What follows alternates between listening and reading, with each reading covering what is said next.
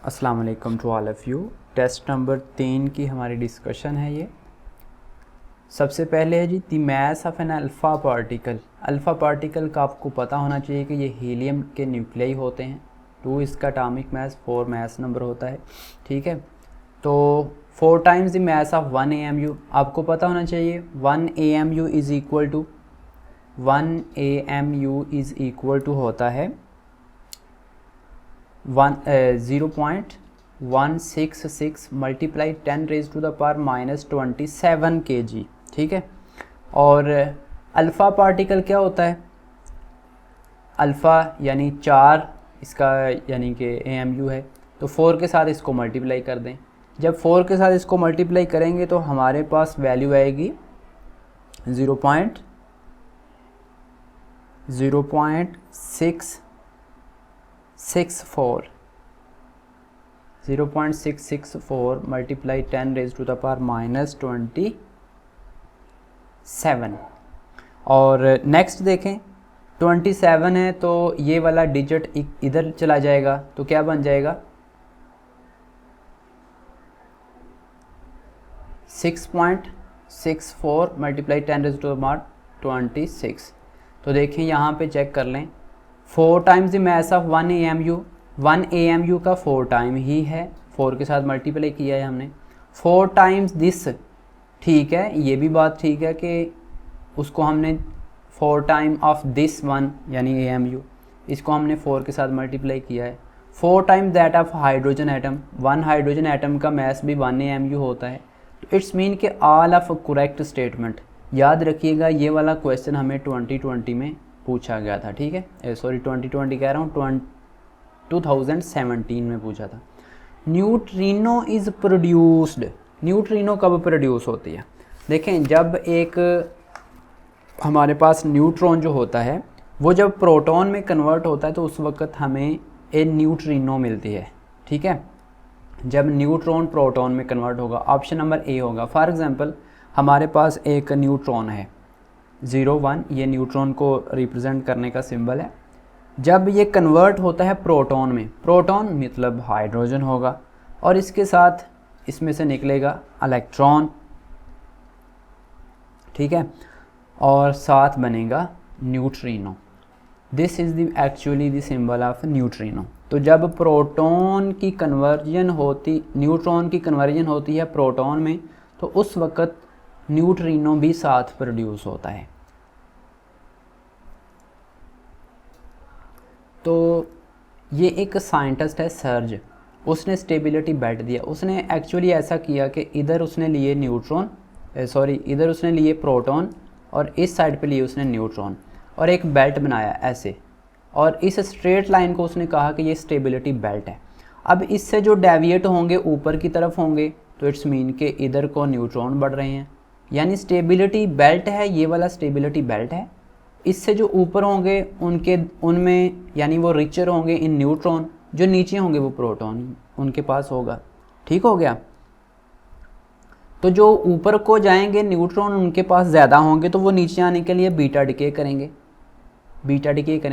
और जो नीचे आए होंगे यानी कि जिनके पास प्रोटॉन ज़्यादा होंगे, वो दोबारा स्टेबिलिटी बेल्ट तक जाने के लिए अल्फ़ा डिके शो करेंगे।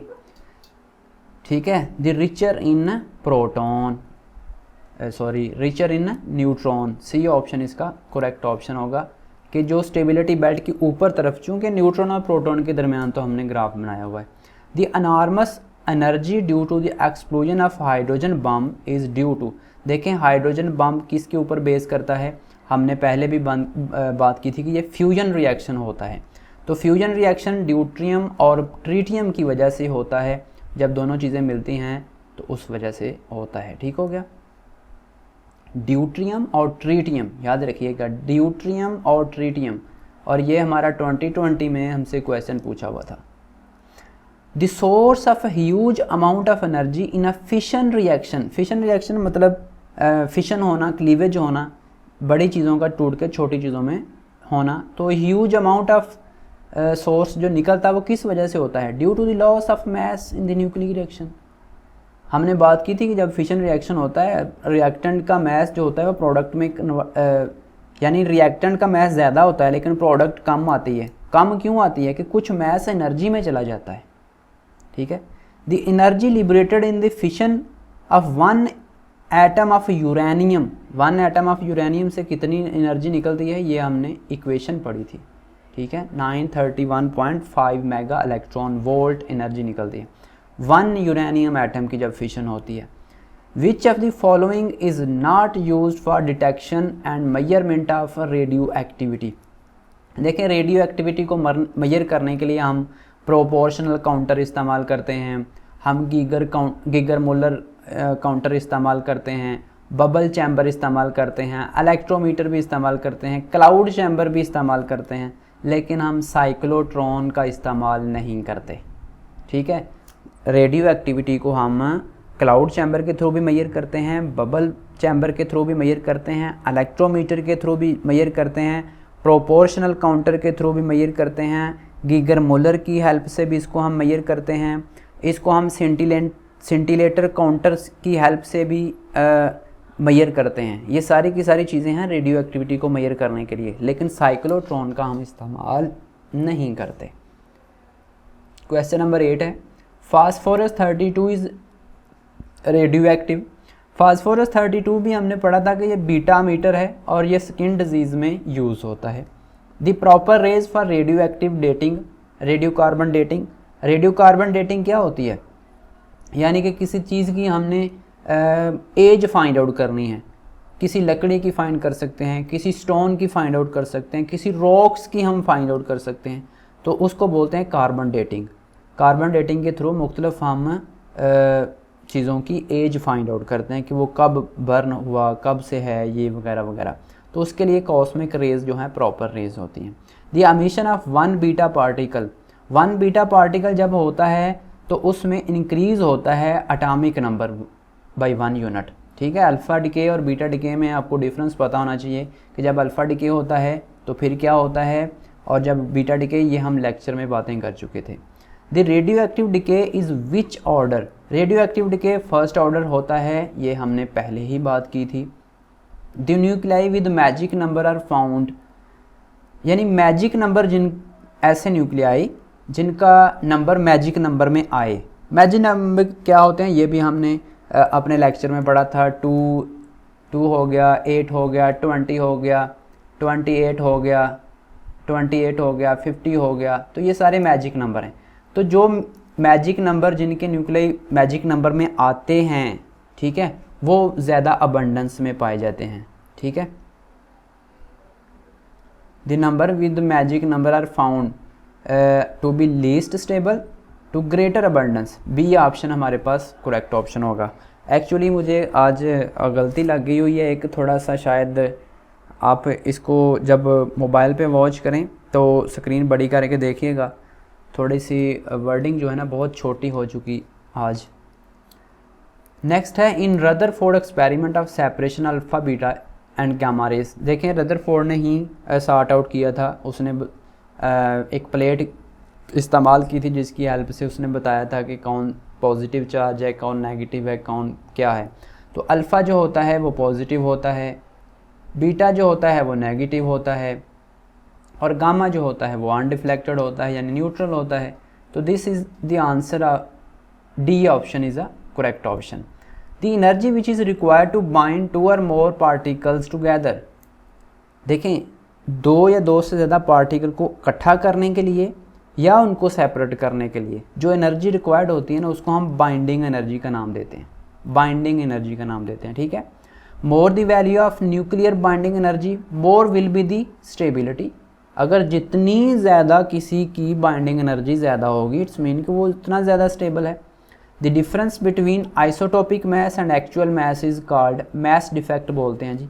आइसोटोपिक मैस को हम स्पेक्ट्रोस्कोपिक यानी मैस स्पेक्ट्रोमीट्री की हेल्प से फाइंड आउट करते हैं एग्जैक्ट मैस, तो वो ज़ाहिर सी बात है डिफरेंस आता है उसमें एक्चुअल मैस से, ठीक है। Actual mass basically mass number जो होता है ना, वो जिसमें हम सिर्फ प्रोटॉन और न्यूट्रॉन की कैलकुलेशन करते हैं तो ऑलवेज़ होल नंबर होता है, लेकिन isotopic mass always in fraction होता है। तो इन दोनों चीज़ों में डिफरेंस आता है जिसको हम मैस डिफेक्ट का नाम देते हैं। द ऐसा unit of radio activity, radio activity का ऐसा यूनिट बैकरल है, ठीक है। रदरफोर्ड भी इसका यूनिट है, हेनरी भी इसका यूनिट है।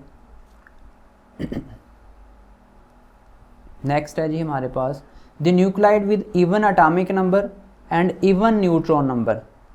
ज़ाहिर सी बात है, जिनके अटामिक नंबर भी इवन हों और न्यूट्रॉन भी इवन हो तो वो तो बहुत ज़्यादा अबंडेंस में पाया जाता है ना।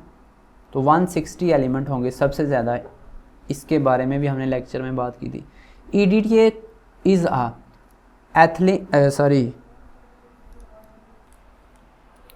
तो EDTA ethylene diamine tetra acetate, ये क्या है जी, ये हेक्साडेंटेट लिगेंड है, ठीक है। ये आपकी nuclear chemistry D block elements में हमने इसको डिस्कस किया था कोऑर्डिनेशन केमिस्ट्री में।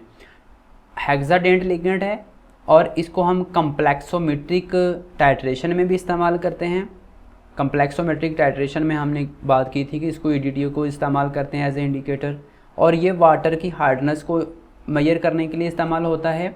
या इसके अलावा कैल्शियम हो गया, मैग्नीशियम हो गया, यानी डाई वेलेंट जो आयन होंगे उनकी डिटेक्शन के लिए हम इसको इस्तेमाल करते हैं, ठीक है। और इसको वर्सीन भी बोलते हैं, versene is a hexadentate ligand को बोलते हैं। The number of ligand which are directly attach to the central metal atom, central metal atom के साथ जितने लिगेंड लगे होते हैं उसको हम कोऑर्डिनेशन नंबर का नाम देते हैं। फॉर एग्जांपल ये कोई मेटल है, इसके साथ 6 लिगेंड लगे हुए हैं, लेट्स से 6, तो इस यहाँ पे बंदा बोले कि कोऑर्डिनेशन नंबर क्या है इस मेटल का, तो इट्स मीन 6, क्योंकि 6 लिगेंड लगे हुए हैं। Those compound which lose their identity in solution are called, देखें जो अपनी आइडेंटिटी लूज़ कर देते हैं ना सोल्यूशन में, उनको डबल साल्ट बोलते हैं। और ये जो साल्ट होते हैं ये इंडिविजुअल टेस्ट देते हैं, यानी इंडिविजुअल टेस्ट देते हैं और अपनी आइडेंटिटी लूज़ कर जाते हैं, इसलिए इनको सिंपल डबल साल्ट का नाम बोलते हैं। लेकिन जो अपनी आइडेंटिटी लूज़ ना करें, not lose their identity, it's mean कि वो इंडिविजुअल टेस्ट ही नहीं देगा, इसलिए उनको हम कॉम्प्लेक्स कंपाउंड का नाम बोलते हैं, ठीक है, या कोऑर्डिनेशन कंपाउंड्स का नाम बोलते हैं। The concept of primary and secondary valency is associated with, ये भाई साहब वर्नर हैं जिन्होंने कॉन्सेप्ट ऑफ प्राइमरी और सेकेंडरी वैलेंसी का नाम दिया था, ठीक है। उसने बात की थी आयोनाइजेबल और नॉन आयोनाइजेबल वैलेंसी की, डायरेक्शनल और नॉन डायरेक्शनल की बात की थी, इसको भी हमने बड़ी डिटेल में डिस्कस किया था। नेक्स्ट है the metal ion with continue to accept electron pair till it achieves the next inert gas configuration of electron acquired by the metal is called. देखें, यानी कहता है कि एक मेटल आयन उस वक्त तक इलेक्ट्रॉन को एक्सेप्ट करता रहेगा जब तक वो नोबल गैसेस की कॉन्फ़िगरेशन तक नहीं पहुंच जाता। इस कॉन्सेप्ट को क्या बोलते हैं? इस कॉन्सेप्ट को हमने इफ़ेक्टिव एटॉमिक नंबर का भी नाम दिया था, इफ़ेक्टिव एटॉमिक नंबर रूल का नाम दिया था, या इफ़ेक्टिव एटॉमिक नंबर का। और इस कॉन्सेप्ट को देने वाले भाई साहब थे सिज्विक, इसलिए इसको सिज्विक कॉन्सेप्ट भी बोलते हैं। सो option number D is correct option. sp3d associated with structure, देखें ये स्ट्रक्चर बहुत ज़्यादा अहम है, ठीक है, मस्ट रिमेंबर दीज वन। तो ये स्ट्रक्चर इसको क्रैम कर लें, ठीक है। ये स्क्वायर पिरामिडल स्ट्रक्चर होती है, स्क्वायर पिरामिडल स्ट्रक्चर होती है। और ट्राइगोनल बाई पिरामिडल जो होती है ये DSP3 होती है, DSP3 ट्राइगोनल बाई पिरामिडल, और सिंपल ट्राइगोनल sp3 होती है, और टेट्रागोनल sp3 होती है, और ट्राइगोनल sp3 होती है। और अकेला sp अगर हो तो वो लीनियर स्ट्रक्चर होगा। ये भी हम बात कर चुके हैं, इसको भी अपने माइंड में रखें और क्रैम कर लें, ठीक है। इसमें से भी डायरेक्ट क्वेश्चन पूछा जाता है, डायरेक्ट हर पेपर में, हर एग्जाम में इससे क्वेश्चन पूछा जाता है। sp होगा लीनियर होगा, sp2 होगा ट्राइगोनल होगा, sp3 होगा टेट्राहेड्रल होगा, यानी ये सारे के सारे क्रैम कर लें। The amount of stabilization provided by splitting of d orbitals in 2 level is called, इसको क्रिस्टल फील्ड स्टेबलाइजेशन एनर्जी बोलते हैं, ठीक है। जब हम हेक्सागोनल जो है हमारे पास कॉम्प्लेक्सेस होते हैं ना, उसमें इनको डिस्कस करते हैं, क्रिस्टल फील्ड स्टेबलाइजेशन एनर्जी को। नेक्स्ट है which one is a strongest ligand according to electrochemical series. Electrochemical series के अकॉर्डिंग कौन सा सबसे स्ट्रॉन्ग जो है ना लिगेंड है। तो भाई साहब इसके बारे में मैं आपको एक पॉइंट बता देता हूँ। हाउ नैन्सी को एक वर्ड याद रख लें, आपको पूरी की पूरी जो है ना सीरीज़ याद हो जाएगी एक सीक्वेंस के साथ। How Nancy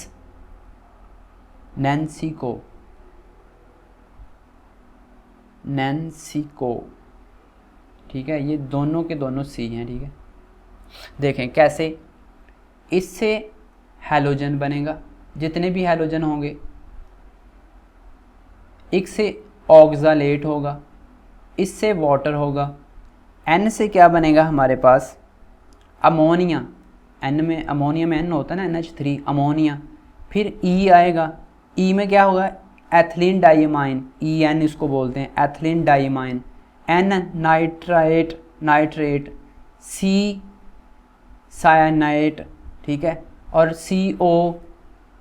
CO cobalt carbon monoxide. याद रख लें कि ये साहब जो हैं हमारे पास CN और CO ये स्ट्रॉन्गेस्ट लिगेंड होते हैं। इस तरफ इनका ना बढ़ती है, इनकी स्ट्रेंथ बढ़ती है। तो ये हैलोजन है बिल्कुल वीक है, ऑक्सालेट है बिल्कुल वीक है, वाटर है वीक है, तो CO जो है ये स्ट्रॉन्गेस्ट लिगेंड है। Which is the defect of valence bond theory, it does not explain about colours, colour के बारे में नहीं बताती। It does not give the idea of inner orbitals and outer orbitals, बिल्कुल नहीं बताती। It does not explain electronic spectra. तो ये तीनों के तीनों जो है ना डिफेक्ट हैं VBD के। Crystal field stabilization energy for D3 system, देखें कैसे कैलकुलेट करते हैं, इस चीज़ को पहले समझें। देखें मिसाल के तौर पर D3 है ना, D3 सिस्टम, तो D है, D में कितने ऑर्बिटल होते हैं, पहले वो बिल्कुल ऐसे होते हैं लेकिन बाद में उनकी डिस्ट्रीब्यूशन होती है, तो नीचे कुछ आ जाते हैं और कुछ ऊपर चले जाते हैं, ऐसे ही है ना, कुछ नीचे आ जाते हैं और कुछ ऊपर चले जाते हैं, 5 होते हैं, इस तरह डिस्ट्रीब्यूशन हो जाती है, ठीक है। अगली बात, इनको हम क्या बोलते हैं T2G, यानी जिनकी लो एनर्जी होती है उनको T2G बोलते हैं, और ऊपर वाले जिनकी हाई एनर्जी होती है उनको EG बोलते हैं। ये भी बात ठीक हो गई। अब इसको फार्मूला है कैलकुलेट करने का, क्रिस्टल फील्ड स्टेबलाइजेशन एनर्जी को कैलकुलेट करने का तरीका ये है कि -4n + 6n, ये n क्या है, ये पहले नंबर ऑफ इलेक्ट्रॉन हैं इन T2G में इलेक्ट्रॉन, और ये वाला n जो है ये है EG में इलेक्ट्रॉन। अब यहाँ पे देखें D3 है, यानी D में 3 इलेक्ट्रॉन है, तो तीनों इलेक्ट्रॉन जो हैं वो नीचे फिल हो रहे हैं, सिंगली फिल, ऐसे 1 1, तो ऊपर तो कोई इलेक्ट्रॉन है ही नहीं, तो वैल्यूज़ पुट करें यहाँ पे -4 इंटू कितने नीचे इलेक्ट्रॉन है 3, तो इट्स मीन कि -12 जो है क्रिस्टल फील्ड स्टेबलाइजेशन एनर्जी है फॉर D3 सिस्टम, ठीक हो गया। So answer number -12।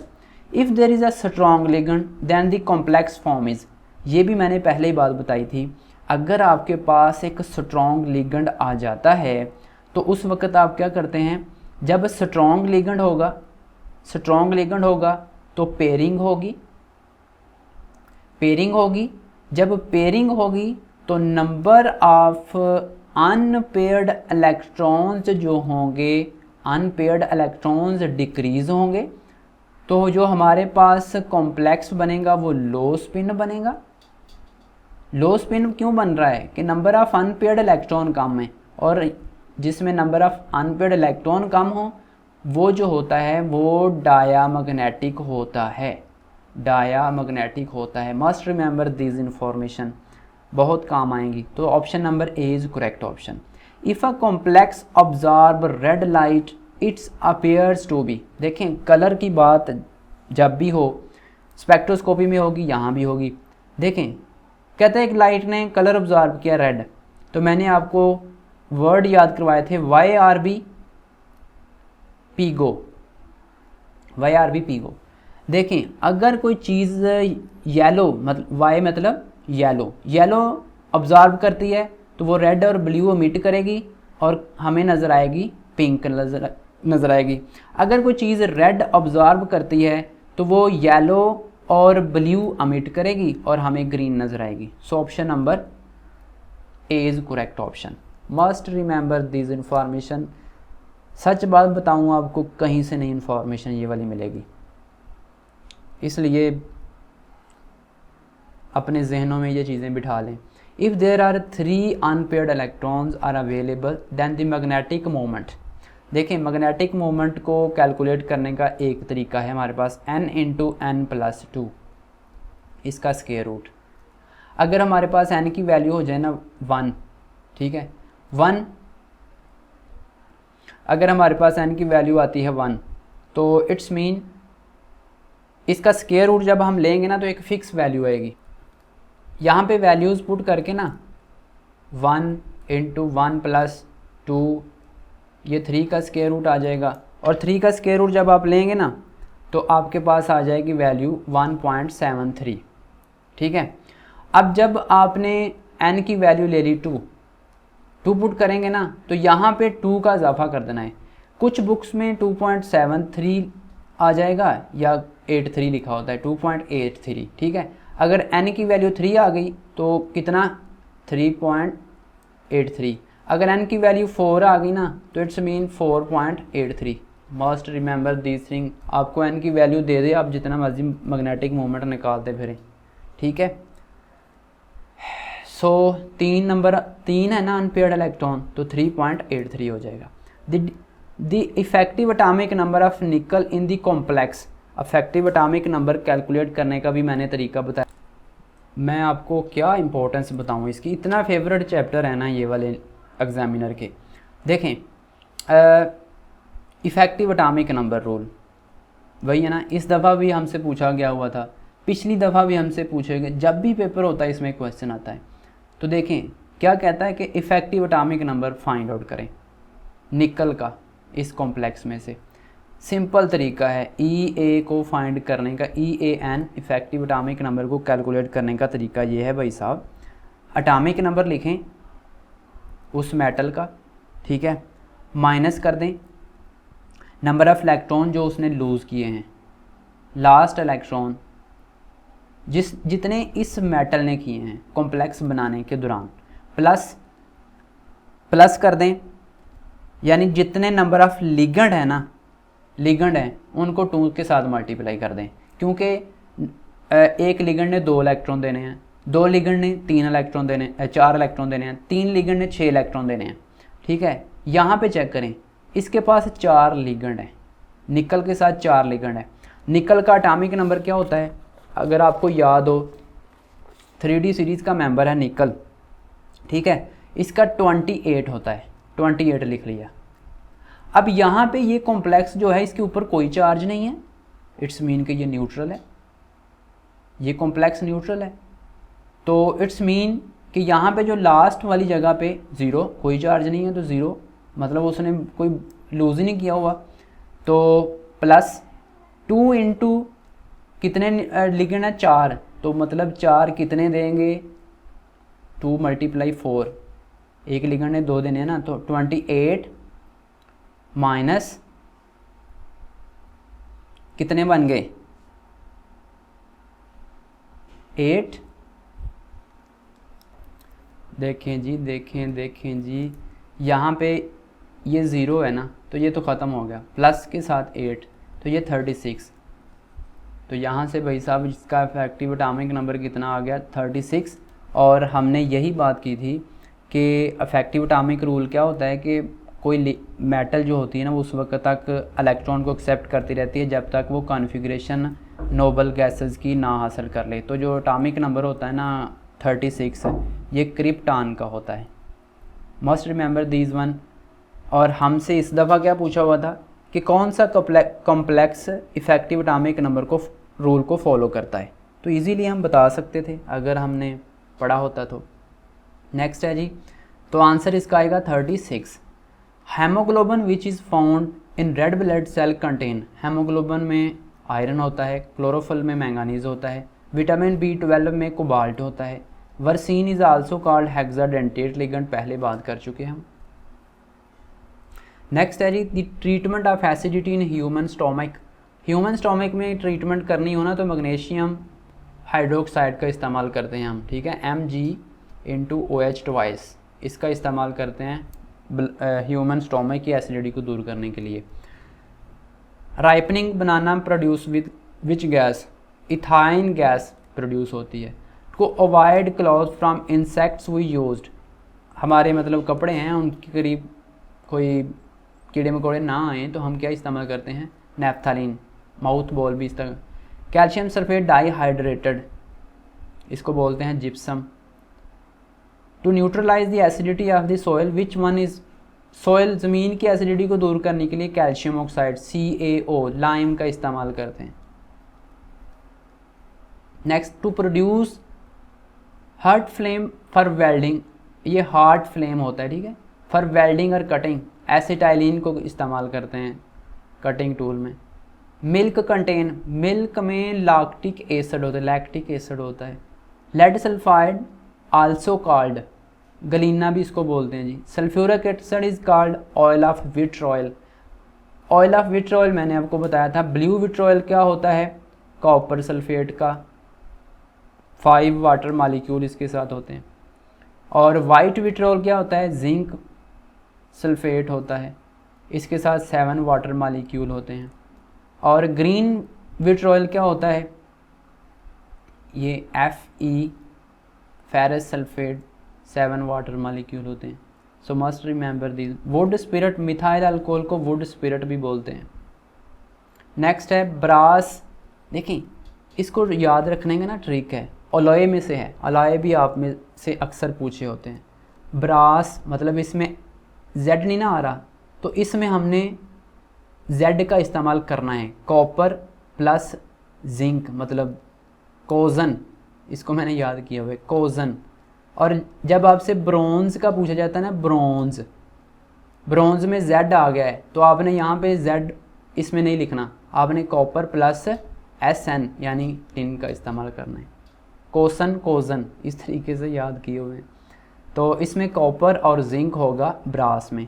Stainless steel किसका मिक्सचर होता है, आयरन का, क्रोमियम का, निकल का और कार्बन का, ठीक है। Bronze is an alloy of, वही बात आ गई ना, ब्रॉन्ज Z है तो इसमें SN इस्तेमाल करना है, कॉपर और tin. Colloidal solution of graphite in water, graphite का वाटर में सोल्यूशन उसको हम बोलते हैं aquadag. Silicon carbide is also known as carborundum. So this is all about the test number 3, ठीक है। डिस्कशन को मस्ट सुना करें। देखें मैंने आपको समझाते हुए 50 MCQs डिस्कस किए हैं ना, तो साथ समझ लें कि मैंने